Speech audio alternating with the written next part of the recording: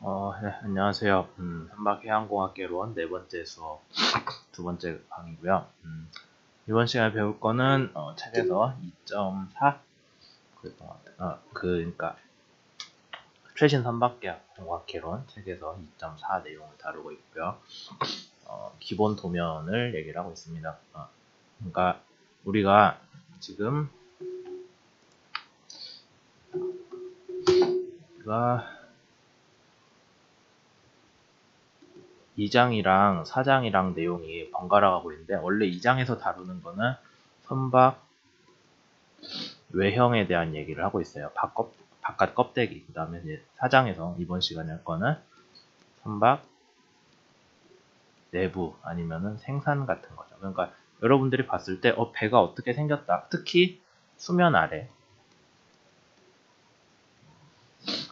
형상이 어떻게 생겼다 하는 거는 2장에서 주로 다루고 있고요. 그 다음에 그거 말고 배 안에 뭐 화물칸이 어떻다, 그 다음에 뭐 엔진이 어디 들어있구나, 그거 말고 선실이라고 해서 배 안에 있는 그 사람들이 자고 뭐 하는 등등 그런 것들이 어디에 있는지는 선박 내부의 문제죠. 죄송합니다. 콧물이 나와서. 그 다음에 생산을 할 때 뭐 판을 어떻게 구성을 할지, 외판을, 그런 것들이 이제 4장에서 배울 건데, 이번 시간에는 저번 시간에 GA라고 해서 일반 배치도를 배웠으니까 이번 시간에는 죄송합니다. 여기 선도라고 해서 2장에서 배웠으니까 이번에는 4장에서 실제로 배가 어떻게 생겼는지를 위주로 본다라고 이해를 하시면 돼요. 그래서 내용이 그렇게 길지는 않습니다. 우선 처음부터 얘기를 해볼게요. 그래서 저번에 선도할 때도 얘기했던 건데, 배 자체가 생긴 건 3차원이에요. 심지어 안에 배치된 것도 3차원이겠죠. 근데 그거를 우리가 2차원 도면으로 만들어줘야 되거든요. 그래야 사람들이 도면 형태로 보고 이해를 하죠. 3차원 형상으로 놓으면 보기가 어려우니까. 하여튼 그렇게 돼 있고, 그러면 우리가 뭐 일반적인 집 같은 거 그런 거는 그냥 평면도라고 해서 위에서만 보면 돼요. 그럼 뭐 집이 이렇게 네모나게 있으면은 뭐 열기로 들어오고, 뭐 여기는 뭐 방이 있고, 그죠? 이쪽에 뭐 미닫이가 있어서 베란다가 있고, 뭐 이쪽도 방이 하나 있을 거고, 어디는 화장실이 있고 등등 있잖아요. 대충 뭐 이런 식으로 집이 생겼는데 창문도 여기 있겠죠. 근데 이런 것들을 여러분들이 집을 볼 때는 2차원 평면도만 보면 돼요. 평면도란 거 위에서 아래로 보는 거예요. 그렇게 했을 경우에는 집이 어떻게 생겼구나 하는데, 배는 이렇게 하기가 좀 어려운 게, 평면도는 얘가 높이로 갈 때 변하지 않는다는 가정하에 그리는 게 좋은 건데, 배는 보시면은 이따 뒤에서 보여드리겠지만은 뭐 1층엔, 저기 제일 바닥층에는 엔진도 있고, 옆에서 본 걸로 그릴게요. 배 뒷모습인데, 여기로 뭐 프로펠러 축이 들어오면은 그 축을 물고 엔진도 있을 거고, 그 엔진 위쪽으로는 또 뭐가 있을 거고, 또 그 위에는 선실이라고 해서 이쪽에 뭐 사람도 이렇게 있을 거고, 여기는 사람이 자는 데일 수도 있고 등등 있겠죠. 그 다음에 엔진에서 나온 거 굴뚝도 뒤로 빼줘야 되고.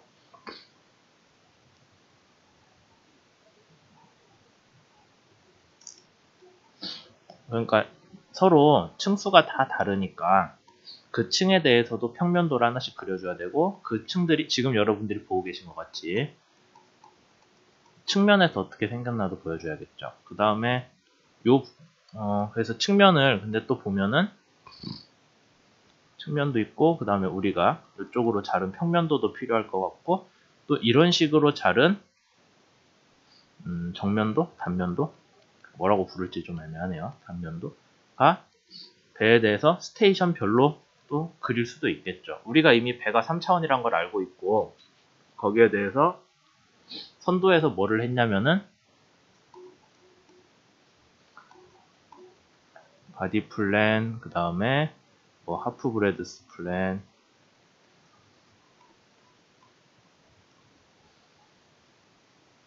등등을 했잖아요. 그 다음에 뭐죠? 버텀 라인하고 시어 플레인이었나? 그래서 이런 것들은 지금 배가 3차원으로 있을 때, 배를 막 그려서 죄송합니다만, 배가 3차원으로 있을 때 걔를 이 방향으로도 쪼개고 이 방향으로도 쪼개고 이 방향으로도 쪼개고 해가지고 그 나눠진 면들을 보여줬잖아요. 그러니까 배 안에 있는 3차원 배치도 비슷하게 어느 면에서 쪼개냐에 따라서 보여주는 게 다를 거예요. 그럼 우리가 그걸 다 포함한 뭔가 3차원 배치를 2차원 평면상에 나타내야겠죠. 그래서 여러분들이 배운 것 같이 2장에서 선도는 수면 아래 선체 외부 형상을 다루고 있어요. 그러니까 또 배를 가져왔습니다. 배 껍데기가 어떻게 생겼냐를 보여주는 건 선도예요. 근데 이 안에 뭐 엔진이 어떻게 생겼다, 뭐 격실이 어떻게 배치가 되어 있다 하는 거는 이번 시간에 배울 건데 그 외에도 여러 가지가 있습니다. 도면이. 그래서 중요한 도면 한 4가지 정도가 책에 나와 있고 우리가 그거를 이번 시간에 배울 거죠. 제일 중요한 거는 GA라고 해서 일반 배치도라는 거고요. 뒤에서 설명을 할게요. 그 다음에 미드십 섹션 어레인지먼트라고 해서 중앙 단면도라는 게 있어요. 그 다음에 엔진룸 어레인지먼트, 기관실이니까 기관실이 어떻게 배치되는지. 단순히 엔진 하나만 있는 게 아니라 그 엔진에 또 부속 장비들이 있어요. 발전기라거나 다른 펌프라거나 그런 것들이 어떻게 배치가 되어 있는지도 따로 보여줄 필요가 있는 거죠. 마지막으로 외판 전개도라는 것도 있습니다. 그러면 한번 봅시다. 이제 GA라는 제너럴 어레인지먼트에서 일반 배치도인데 일반 배치도도 두 종류가 있어요. 하나는 대충 그린 계략이 있고 뒤에 보면은 상세라는 게 하나 더 있습니다. 계략 일반 배치도는 여러분들이 그냥 딱 봤을 때 이 배가 대충 어떻게 말 그대로 대충이에요. 대충 어떻게 생겼구나 한데 주로 뭐냐면은 구역이 어떻게 나눠져 있나 그거를 보는 데 쓰고 있습니다. 그러니까 안에 뭐가 배치되어 있는지까지는 잘 보여주지 않고 그냥 얘가 이런 구역으로 나뉘어 있구나 라는 거 그런 거를 보여주죠. 그래서 거기 들어가는 게 주로 선수, 우리가 선수라고 하면 배 앞머리예요. 그 다음에 선미, 배 뒷봉무늬, 기관실 엔진 들어가는데 화물창이 제일 중요하죠. 화물을 얼마만큼 실을 수 있냐가 이 배의 그 설계 기준이 되기 때문에 걔를 만족해야 그 다음이 나오는 거예요.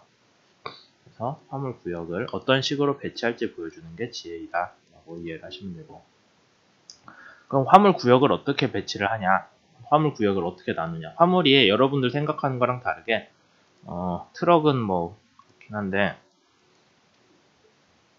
배를 위에서 봤다고 할게요. 위에서 보면은 이렇게 돼 있죠. XY 평면에 배를 놓으면은 선수라는 거는 배 앞쪽일 거고 선미라는 거는 배 뒤쪽. 딱 정해놓진 않았지만 라는 게 있고, 그 다음에 엔진도 여기 안에 어딘가 있겠죠. 그럼 나머지 가운데는 뭐가 들어오냐면 화물칸이에요. 근데 여러 가지 규정이 있어요. 화물칸 하나 크기가 얼마 이상이 되면 안 된다. 그러니까 한 화물칸에 너무 많은 짐을 실으면 안 된다. 그런 규정들이 있거든요. 특히 유조선 같은 게 그것도 있고, 그 다음에 유조선 같으면은 이중선체라고 해서 전에 우리 마폴 할 때 얘기했어요. 배 벽면에서 어느 정도 2m 정도 띄워서 거기 안에 화물 기름 탱크가, 기름을 옮기는 배니까 기름 탱크가 들어가야 된다라는 규정이 있었고요.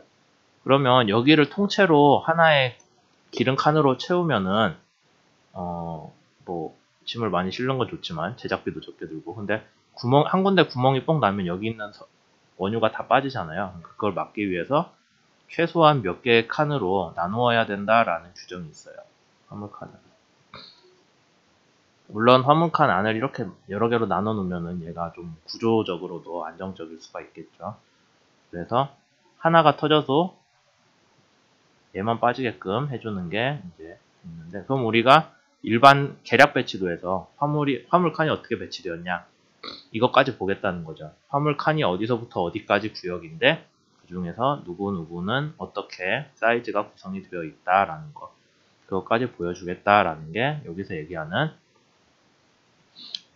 화물칸의 정보가 됩니다. 그래서 격벽이라고 하는 거는 이걸 나눠놓은 벽들이에요. 이런 것들을 격벽이라고 하고, 뭐 이런 데나 그걸 이제 영어로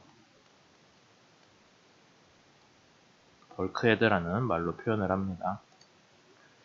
그 다음에 화물창 숫자, 화물을 싣고 내리는 그 구멍 뭐 그런 건데, 유조선은 뭐 화물창을 따로 내진 않고, 그 벌크 운반선 같은 거는 이 배 갑판에 보면 이만하게 크게 뚜껑이 있어서 걔가 열리고 그 안에 짐을 넣고 빼고 하거든요. 그러니까 그런 거 숫자, 그 다음에 해치는 얘가 사람이 드나들 수 있는 뭐 그런 구멍들인데, 이렇게 물이 막히게, 물이 넘치지 않게 박아주는 그런 분들이에요. 그런 것들 크기도 정해준다라는 것들. 그 다음에 연료 탱크, 밸러스트 탱크, 청수 탱크 세 가지가 있는데, 연료 탱크는 뭐 되게 기관 옆쪽에다 이런 식으로 하는데, 얘네들도 어디에 배치가 되는지가 이번에 나오는 거죠. 그 다음에 밸러스트 탱크는 그 배가 이거 그 화물 환경 얘기했을 때 했는데,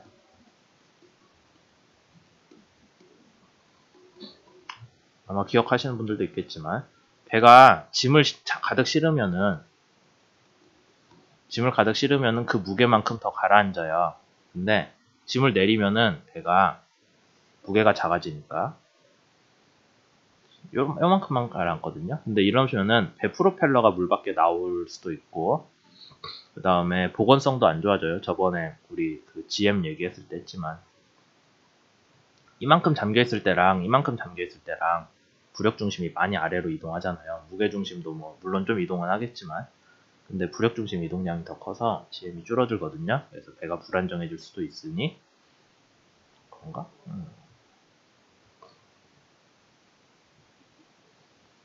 비슷할 것 같기도 한데 제가 배우기로는. 하여튼 그래서 이런 거를, 프로펠러도 밖에 튀어나오니까 흘수가 너무 낮으면 안 좋거든요. 흘수가 낮으면 안 좋기 때문에 그거를 방지하기 위해서 일부러 쓸모없는 물을 채우죠. 그때 우리 환경 배울 때, 환경 수업할 때 뭐라고 했냐면은, 바닷물을 끌어들여서 거기 배 안에 실는 거죠. 근데 여러분들이 생각해보면 화물칸에다 바닷물을 실는 거는 별로 좋은 생각은 아니에요. 왜냐면은 거기 다시 화물을 실어야 되는데, 그 소금물 집어넣은 거 다시 다 빼고 씻고 하려면 일이잖아요. 그래서 밸러스트 워터만, 평형수라고 안 됐죠.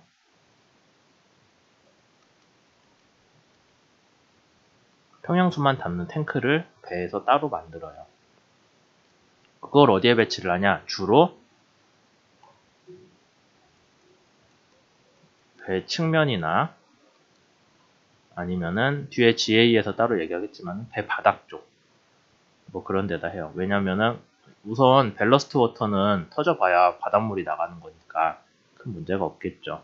그래서 그런 것들을 집어넣는 밸러스트 탱크를 만들고, 청수라는 말은 요새는 잘 안 쓰긴 하는데, 조선공학 쪽에서 배 만드는 사람들은 아직도 쓰고 있어요. 이게 뭐냐면은 소금물이 해수니까 거기에 반대되는 개념은 그냥 민물이에요. 왜 민물을 배에 실려면은 사람들이 씻고 먹고 하려고 하니까. 그런 것들이 들어가는 탱크도 있습니다. 이게 사람이 되게 뭐 물 하루에 몇 리터, 한 2리터 먹어야 된다고 하는데, 단순히 식수가 아니라 다른 모든 거예요. 씻는 거, 뭐 밥하는 거, 뭐 하는 거 등등. 그래서 진짜로 필요한 물이기 때문에 의외로 이거를 계산하는 기준이 좀 양이 많습니다. 청수는 생각보다 많이 쓴대요, 물을. 그런 것들이 있고, 그래서 이런 것들을 다 대충 그려놓고서는 화물을 얼마나 실을 수 있을지, 그 다음에 종강도라는 거는 배가 길이 방향으로 얼마나 단단할지예요. 그러니까 배가 있으면 종강도라는 건 제가 이렇게 기울이는 게 아니라 굽힐 때 얘가 길이 방향으로 얼마나 단단한지, 아니면 힘을 이렇게 줬을 때 얘가 얼마나 버티는지 등등. 그래서 길이 방향으로 버티는 힘이 얼마나 될지를 대충 배치도를 보면 알 수 있다라는 거죠. 물론 정확히 거기에 대해서 하는 거는 뒤에서 따로 얘기를 할 거예요. 중앙단면 배치도에서 더 자세히 나옵니다. 이게 이제 GA의 일반적인 하나 예인데, 여러분들 참고 서적인 최신 선박해양공학 개론에 보면 있어요. 전체 화면이 좀 크게, 조금이라도 크게 봅시다. 그러면은 이게 제가 알기로는 유조선인데 좀 오래된 것 같네요, 그림이. 왜 그런 얘기를 하냐면은, 여기 원래 요즘 유조선은 다 벽면에 이중 선체가 되어 있거든요. 근데 얘는 없잖아요. 그 다음에 어쨌든 그래서 크루드 오일 탱크. 그래서 이거 쓰면서 해야겠구나 결국에는. 이건 뭐지?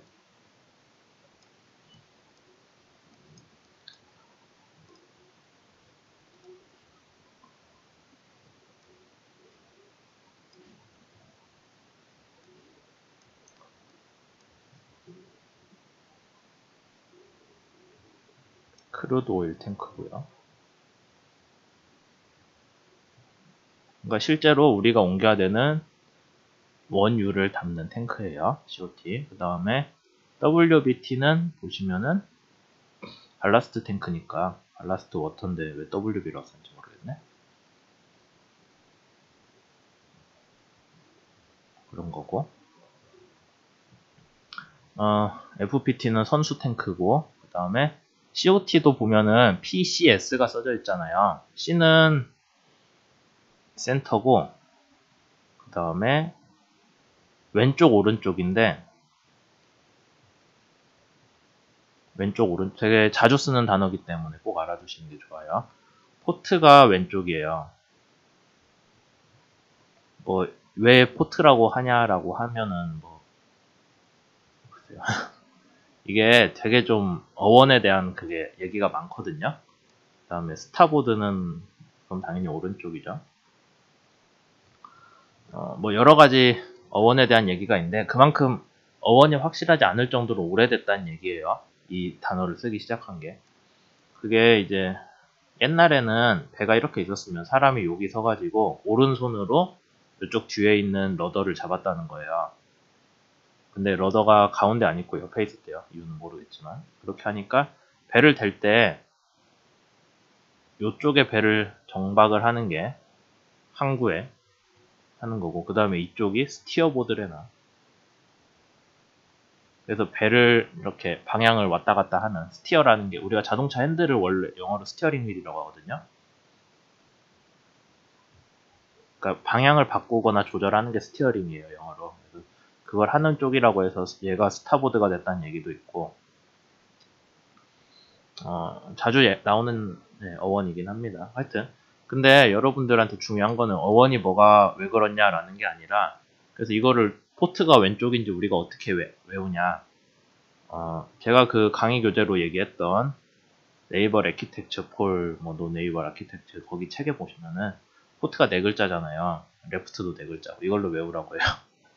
저도 그걸로 외우고 있습니다. 그래서 포트가 왼쪽이다. 그래서 여기에 보시면은 있는 P는 포트, 센터, 스타보드. 그 다음에 그러니까 보면 기름 탱크가 한 5줄로 줄줄이 가 있죠. 그 다음에 퓨어 오일 탱크, 퓨어 오일 그 연료 탱크가 기관실 옆에 있고 여기 FWT는 뭔지 알겠죠? 프레시 워터 탱크, 물이 들어간다라는 거죠. 그것도 청수, 사람이 마실 수 있는 물. 그걸 탱크를 위에서 본 게 있고 옆에서 본 게 있습니다. 배 전체를. 그래서 기관실이 위에서 보면은 여러분들도 알 법한 그런 모양으로 기관실이 배치되어 있는데 옆에서 보면은 높은 데 있고 낮은 데 있고 이런 식으로 3차원 형상이니까 이게 기관실이 딱 네모 반듯하게 잘려 있지 않다는 거예요. 일반 배에서. 그다음 위에 선실들도 있고 굴뚝이 여기 있네요. 등등 해서 여러분들이 이걸 딱 봤을 때 이 배는 대충 안에 배치가 이렇게 되어 있구나. 그 안에 뭐가 정확히 어디에 있는지, 뭐 냉장고가 어디인지 그런 거 아직 몰라요. 일반 배치도에서는. 또 다른 GA를 들고 왔는데 보시면은 이거는 유조선인데 잘 보일지 모르겠지만 이중 선체로 되어 있어요. 그래서 안쪽에 오일 탱크가 있고 바깥쪽에 평형수 탱크가 둘러싸고 있는 형상입니다. 옆에서 보셔도 연료가 아니지. 원유 탱크랑 배 밑바닥이랑 사이에 간격이 좀 있죠. 그런 것들이 이중 선체다라는 거고 그 다음에 위에서 봐도 뭐 이런 식으로 배치가 되어 있다. 그러니까 배가 3차원 형상이기 때문에 결국에는 3차원 형상에 대해서 다 그려줘야 돼요. 근데 보시면은 얘가 어떻게 잘랐는지는 잘 모르겠지만 왜냐면 기관실이 안 보이잖아요. 여기 있는 기관실이. 그러니까 뭐 대충 여기쯤에서 잘랐겠죠. 뭐 어쨌든 그런 것들을 감안을 해서 그렸다라고 여러분들이 이해를 하시면 되겠습니다. 밑에는 정말 간단하게 더 간단하게 그린 거고, 다른 배예요. 같은 배는 아니고. 뭐 이것도 보시면은 중앙에 화물 탱크들이 있고 화물 칸들이 있고 안에 기관실 있고, 근데 뭐 얘는 어디가 뭐다라고 써놓진 않았네요. 좀 불친절하긴 한데, 어쨌든 그런 것들을 보고 여러분들이 이게 일반 배치도구나, 그리고 배가 일반적으로 이렇게 배치가 되었구나 하는 걸 알 수 있죠.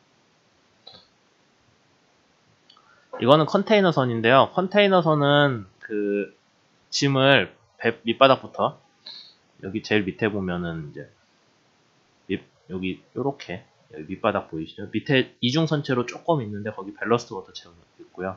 거기 위로 컨테이너를 막 실어요. 근데 GA에다가는 컨테이너를 어떻게 실을지까지는 뭐 써도 되고 안 써도 되는데 일부러 안 쓴 거 들고 왔어요. 번잡스러워서. 그래서 여기 사이에다 컨테이너를 쭉 실어가지고 몇 개씩 실는지 그거를 우리가 알아서 여기에서 봤을 때 시야가 나오는지까지 검토를 하게 되어 있죠. 어쨌든 그런 것들을 보시면은 이게 GA라는 게 대충 이렇게 생겼구나 라는 거. 그래서 GA에서는 반드시 뭐 어디를 잘라서 보여라, 그거는 제가 알기로는 없고, 그냥 봤을 때 이제 자기가 설계를 했을 때 필요한 정보를 다 여기서 보여야 되는 배치 정보를 다 보여주기만 하면 된다라고 그렇게 생각을 하고 있습니다. 그 다음에 이제 다룰 게 상세 일반 배치도인데, 그러니까 일반 배치를 이제 상세하게 하는 거예요. 그럼 뭐를 하냐면은 덱하우스라고 해서 우리가 선실이 어떻게 안에가 배치가 되었나, 그 다음에 의장이 어떻게 되나. 의장이라는 거는 아웃피팅이라고 하는데, 말 그대로 그냥 단어를 쪼개서 생각을 해보시면은 아웃은 밖에 다는 거고 피팅은 그냥 뭔가 붙이는 게 피팅이잖아요. 아니면은 달려서 보는 거. 그러니까 아웃피팅은 배 껍데기 만들고요. 거기에다가 이제 나중에 갖다 붙이는 모든 게 다 의장이에요. 배 껍데기 자체가 아니라 거기에 들어가는 모든 부속 장비들, 냉장고라거나 아니면은 크레인이라거나 배를 정박하는 데 쓰는 물건이라거나 해치 아까 얘기했던 거, 아니면 화물창 뚜껑 같은 거 다 의장이고요. 크레인 아까 얘기한 것 같은데, 기관도 뭐 따지고 보면 기관 의장이긴 한데 기관 엔진도 따로 칩니다. 그래서 상세 일반 배치도를 왜 만드냐, 실제 배가 이렇게 배치되어 있다 내부에, 그런 것들을 얘기를 할 거고, 그게 그러면 내부 배치 당연히 중요하죠. 근데 뭐 때문에 중요하냐라고 하면은 규정들이 있어요. 제일 중요한 게 솔라스인데, 그러니까 선박, 그 다음에 승객,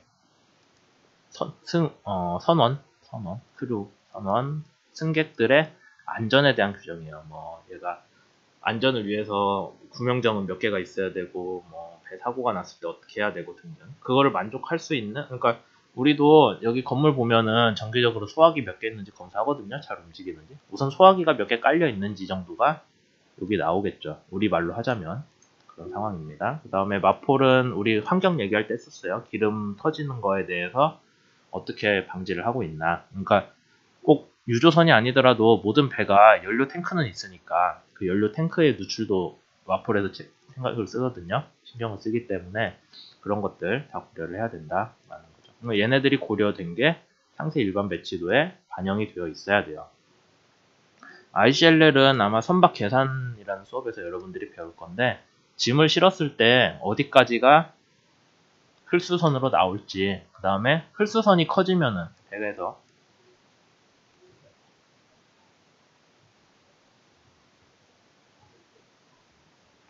배에서 흘수선이 커지면은 반대급부로 건연이 줄거든요. 그럼 아마 저희 그 숙제에서 나온 것 같이 건연이 바뀔 때 배의 보건성은, 건연이 줄면은 보건성이 좀 안 좋아져요.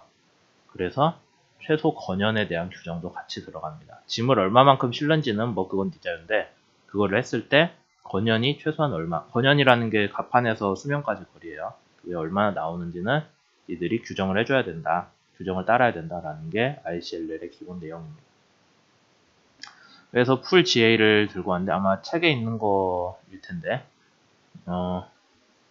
되게 뭐 상세하죠. 기본적으로는 GA랑 아까 앞에서 봤던 스케치 GA랑 비슷한데 안에 뭐가 들어가는지들도 다 배치가 되어 있어요. 물론 회사 정보이기 때문에 그냥 완전히 까놓고 보여주진 않겠지만은 그런 거에 보시면은 다 있죠. 여기 안에 선실 안에 층별로 선실 안에 뭐가 배치되어 있는지도 나와 있고, 그 다음에 기관실에도 뭐가 있는지 나와 있고. 그 다음에 옆에 봤을 때 뭐 좀 더 여러분들이 보고 아 진짜 배가 이리 되어 있구나 라는 것들 알만하게 이렇게 되어 있죠. 그래서 이것까지 뽑아내면 이제 배가 어떻게 생겼는지, 배를 우리가 일반적으로 생각하는 설계, 배가 어떻게 디자인 되어야 되는지에 대한 얘기는 다 끝난 거예요. 그 외에도 해야 되는 그 디자인 도면 중에 되게 중요한 게 중앙 단면 도면인데, 선체 중앙을 잘라서 선체 중앙을 잘라요. 근데 왜 중앙을 자르냐면은 중앙부에서 어느 정도는 그 이 형상 그대로 가거든요. 그게 선체 중앙 평행부죠.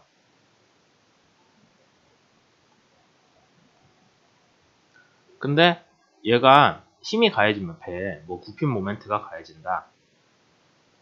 그 다음에 아니면 전단력이 가해진다. 전단력이란 건 이렇게 자르는 힘이에요. 그걸 가해지면은 얘가 실제로 제일 변형이 크게 되는 데는 여기 끝에가 아니라 중앙 평행부거든요. 그러니까 우리가 중앙 단면 형상을 하나 알면은 걔가 어차피 중앙 평행부에서는 똑같이 모양이 늘어져 있으니 어느 정도의 모멘트나 뭐 전단 하중이 가해졌을 때 어떻게 버티겠구나 라는 걸 알 수가 있어요. 그래서 중앙 단면이 구조적으로 제일 중요한 데기 때문에 거기에 형상을 따로 그립니다. 뭐 물론 선수부나 선미 쪽이나 거기도 단면 얼마든지 그릴 수 있어요. 근데 우리가 봤을 때 중요한 거는 중앙 단면이니까 중앙 단면 위주로 보겠다라는 거죠. 그래서 배 껍데기 형상이랑 탱크가 어떻게 배치되어 있는가 보다 중앙 단면 형상, 중앙 단면부에서 중요한 거는 그걸 보강해주는 보조제가 어떻게 붙어 있냐요. 그래서 우리가 알고 있는 배 단면이에요, 중앙. 그러면은 뭐 유조선이다. 그러면 안에 탱크가 나눠져서 두 개가 들어가 있겠죠. 아까 저번에 얘기했듯이 여기가 밸러스트 탱크예요. WBT라고요. 아까 썼었죠. 그 다음에 여기는 COT고. 그렇게 돼 있으면 단순히 얘가 하나의 철판이 아니라 여기 안에 구조재들이 이렇게 보강재들이 붙어 있어요. 조금이라도 더 버티라고. 근데 그 보강재 이렇게 끝나는 게 아니라 위에 하나가 더 붙어 있어요. 되게 T자로 돼 있어요. 이러면 조금 더 낫대요. 왜냐면은 2차 모멘트가 커지기 때문에 아마 구조역학 때 배울 거예요. 그 다음에 여기에 또 똑같이 뭐가 튀어나와 있겠죠. 그 다음에 여기도 어쩌면은 어느 경우에는 여기 안쪽도 있을 수도 있고 없을 수도 있고, 왜냐면은 화물칸인데 뭐 화물 특성에 따라 달라요. 안에 보강재를 넣을지 말지는. 어쨌든 이런 식으로 되어 있어서 크게 우리가 이거는 바깥에 얘는 어디서 알아요? 선도에서 알죠. GA에서도 사실 보면 나오고, 요거 GA에서 알죠. COT 어떻게 생겼는지. 근데 개로는 그것만 가지고는 배 설계가 구조적인 강도가 얼마나 나오는지 모르기 때문에 안에 보조재들을 어떻게 배치를 했냐까지 보고 싶다라는 거예요. 그게 중앙 단면에 배치도가 됩니다. 여기까지 얘기했죠. 그래서 이 형상을 보고 여기 안에 보조재들이 어떻게 생겼는지까지 다 보면서 중앙 단면 재수라는 거를, 여기 모듈루스라고 되어 있는데 아마 여러분들 배웠던 게 뭐 영수 모듈루스 그런 거 배웠을 거예요. 거기랑 똑같은 단어고 그게 계산이 됩니다. 배가 여러분들이 배 안에 같은 배더라도 같은 재료, 똑같은 양의 재료를 썼더라도 어떻게 배치했냐에 따라서 더 2차 모멘트가 커질 수도 있고 작을 수가 있죠. 2차 모멘트가 커지면은 조금이라도 더 잘 버티겠죠. 그런 것들을 얘기를 하고 있어요. 그래서 실제 배를 끌어다 놓고 보면은 이걸로 할까요? 클릭이 안 되네.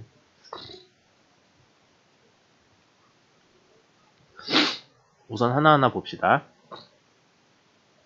부력 커브거든요. 그럼 부력은 어떻게 돼요? 물에 잠긴 배수량에 비례하죠. 그럼 여러분들이 배가 하나 있다고 했을 때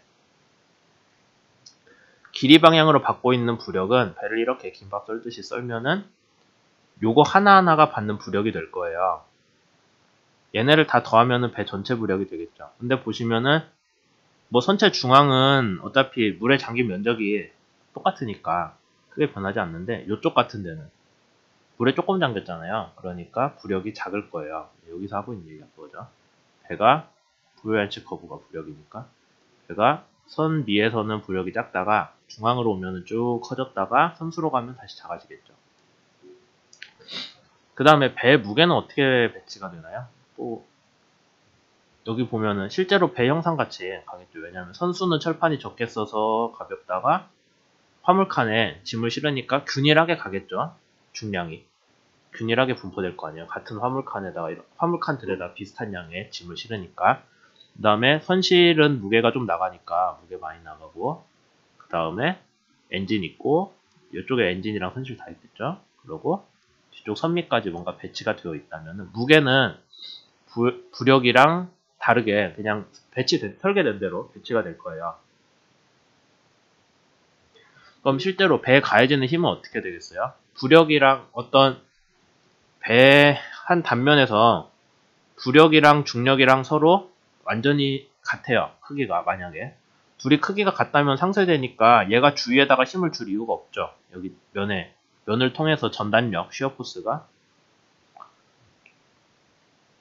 전단력이 전달될 이유가 없어요. 근데 아까 여기 그림에서 본 것 같이 구역에 따라서 여기는 부력이 이만큼인데 여기는 무게는 이거밖에 없거든요. 그럼 부력이 그만큼 크잖아요. 부력이 남잖아요. 그럼 걔가 뭘 하겠어요? 옆에 애들까지 끌고 올라가려고 하겠죠. 이 정도. 이쪽으로 부력이 추가로 작용을 하기 때문에 그것 때문에 이제 시어 포스가 작용을 하는 거죠. 그런 식으로 했을 때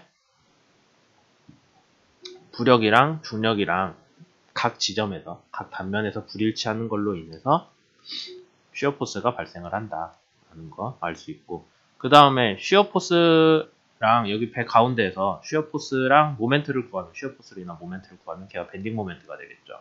그러니까 배 설계에서 수면 아래 형상 부피 관련한 형상으로 인해 부연시가 나오고, 배 배치에서 무게나 뭐 화물 어떻게 실을지 그거에서 웨이트 커브가 나오는데 서로 불일치가 쉬어링 포스가 되고, 걔로 인해서 배가 굽혀지려는 모멘트가 발생을 한다라고 여러분들이 이해를 할 수가 있어요. 좀 간단한 예를 들자면은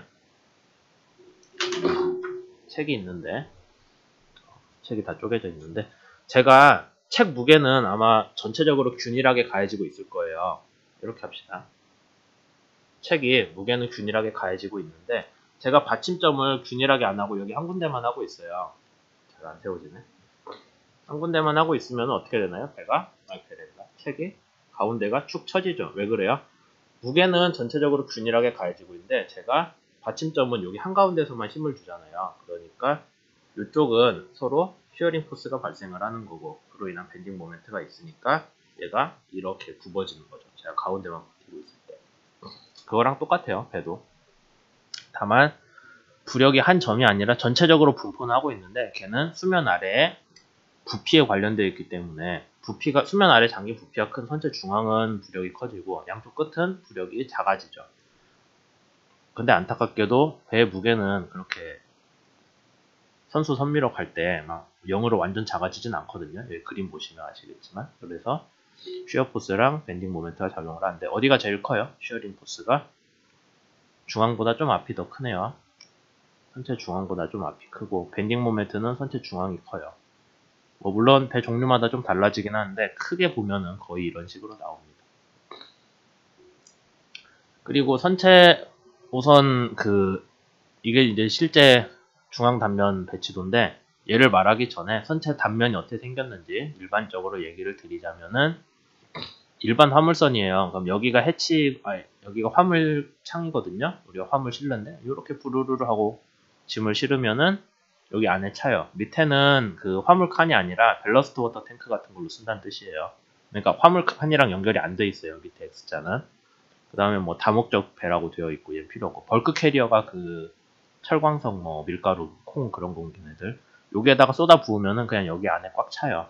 밑에서부터 꽉 차고, 배가 기울면은 그게 벌크들이 한쪽으로 쏠리면서 배가 더 기울 것 같은데, 우리 보건성에서 저기 자유수면 얘기할 때 같이 안에 화물이 자유롭게 움직이면은 배가 한쪽으로 쏠리면 그쪽으로 화물도 쏠리면서 더 기울거든요. 근데 그것까지 고려는 안 하는 것 같아요. 벌크 캐리어는 무게중심이 낮아서 그럴 수도 있고. 그 다음에 오픈 타입 벌크 캐리어, 얘는 뚜껑이 있는데 뚜껑이 그냥 뻥하고 열려있는 그런 배죠. 컨테이너선은 이렇게 생겼고 안에부터 컨테이너를 착착착 실어 올려요. 그 다음에 카 캐리어는 한 층 한 층이 주차장이거든요. 그래서 여기 안에 차 싣고 위층에 싣고 그런 식으로. 보면은 되게 배 높이가 높죠. 왜냐면은 차를 여러 층으로 실어야 되기 때문에. 여기 탱커인데, 탱커인데 좀, 얘도 이중선체가 아닌 거 보면 옛날 그림 같아요. 그 다음에, 여기 오어 캐리어라고 있는데, 얘가 진짜 그거 철광석 캐리어예요. 그래서, 철광석은 생각이 아니지. 그냥 무겁잖아요. 철이 들어간 광석이니까. 그래서, 얘를 보시면은, 밸러스트 탱크가 엄청 크죠. 그게, 밸러스트 탱크 비우고, 무거운 철광석을 좀만 실어도 배가 많이 가라앉거든요. 그러니까 거기만큼 밸러스트 워터를 나중에 철광석 내리고 배가 둥실둥실 떴을 때 원래 철광석 넣은 거 많지 배를 가라앉히려면 물을 엄청 넣어야 돼요. 그래서 보시는 것처럼 밸러스트 워터 탱크가 좀 많이 큽니다. 이거 탱커는 지금 밸러스트 워터랑 그냥 탱크랑 섞어놓은 것 같은데 이런 거 요새는 없어요. 안 쓰는데 옛날 책인가 옛날 그림인가 보다. 그래서 단면을 이거 컨테이너선인데 컨테이너선 단면이 이런 식으로 나와요. 그러면 우리가 알고 있기로는 여기 배껍데기 외판이고 안쪽이 그 컨테이너 들어가는 미안합니다. 탱커네요. 컨테이너선 제가 딱 뒤에 있었군요. 탱커니까 보지도 않고 있겠네. 탱커니까 안에 탱크가 있고 기름 들어가는 탱크가 있고요. 그 다음 밖에 배껍데기가 있고 여기가 이중선체로 인한 공간이죠. 이중선체 공간이고 거기 사이에 보시면은 다 T자 모양으로 구조재들이 깔려 있어요. 얘네들이 이제 배가 굽혀지는 밴딩 모멘트에 대한 그 단면 형상을 적용을 하고 탱크 안쪽으로도 보면 구조재들이 깔려 있죠. 제가 얘기한 컨테이너선은 이건데 보시면 탱커는 여기가 사선이고요. 컨테이너선은 컨테이너를 쌓아야 되기 때문에 이쪽이 사선일 수가 없죠. 그래서 컨테이너 쌓기 위해 이렇게 직각으로 되어 있습니다. 이쪽 바깥에 탱크로 쓰기 위한 구간이고 거기에 구조재들 깔려 있는 건 똑같아요. 근데 안쪽은 컨테이너를 쌓아야 되기 때문에 구조재가 나올 수가 없죠. 그래서 그냥 이렇게 텅 비워놨어요. 그래서 보시면은 딱 봐도 컨테이너 선이 좀 더 구조적으로 강하기가 힘들겠구나. 왜냐하면 위에 갑판도 없지. 그 다음에 옆에 뭐 구조재도 없지. 그렇잖아요. 안쪽으로 나오지도 않고. 탱커는 그런 게 다 되는데. 그래서 컨테이너 선이 실제로 구조적으로 강도를 좀 많이 신경을 써야 되는 그런 배입니다. 요거는 이제 엔진 기관실 배치도인데 보시면은 제일 큰 기관이 여기 있고요. 이게 진짜 메인 엔진이에요. 우리 자동차에 들어가는 엔진 같은 거. 물론 크기는 훨씬 크지만. 그 다음에 옆에 3개가 나란히 있는 게 발전기예요. 그래서 발전기라는 게 여기 가지고 돌리는 걸 생각할 수도 있는데 기본적으로 배가 항구에 들어가 있으면 엔진 얘를 안 돌리거든요. 얘는 축에 바로 연결이 돼 있어요. 프로펠러에. 메인 엔진 일반적으로 메인 엔진이 축에 바로 연결돼서 프로펠러에 연결됐기 때문에 얘는 시동을 걸면은 무조건 프로펠러가 돌아요. 그렇게 되게 해요. 그렇게 하면은 우리가 그냥 항구에 배 세워놓고 전기 좀 써야겠는데 하고 메인 엔진을 돌리면 배가 앞으로 갈 거 아니에요. 그러니까 그런 걸 안 보려고 발전기는 발전용 엔진을 따로 답니다. 그래서 평소에 전기 쓸 일 있으면 걔를 가지고 돌리고 나중에 이제 배가 실제로 갈 때 메인 엔진을 쓰는 거죠. 그런 것들 말고도 뭐 여러 가지 배치가 더 있어요. 그래서 단순히 엔진실이 물론 우리 자동차 그 앞에 본넷 열면 엔진도 그렇겠지만 엔진만 있는 게 아니라 다른 구성 요소들도 많이 같이 들어가 있다라는 거 알아두셔야겠죠. 걔네들을 배치하는 걸 보여주기 위한 배치도입니다. 제일 마지막으로 하는 게 외판 전개도인데 이거는 요새도 이런 걸 많이 쓰는지는 잘 모르겠어요. 요새 생산 쪽은 뭐 하도 캐드가 잘 돼 있으니 이거는 이제 배를 실제로 만들 때 그 판들이 어떻게 갖다 붙는지를 3차원이잖아요. 걔를 2차원에다 펴서 보여주는 거예요. 그래서 어떤 판이랑 서로 연결이 되어 있다. 몇 번 판이랑 몇 번 판이랑 그런 거라고 이해를 하면 돼서 그렇게 중요성이 제 수업에서는 크지 않습니다. 그래서 생각보다 좀 일찍 끝났는데 이제 오늘 배운 것 중에 제일 중요한 거는 이제 일반 배치도라는 거가 있을 거고 일반 배치도에서 각각 뭐가 뭔지 정도는 여러분들이 아셔야 돼요. 이게 어디에 들어가는 애들인지 그런 것들만 아시면은 충분하겠습니다. 수업은 여기까지 하도록 할게요.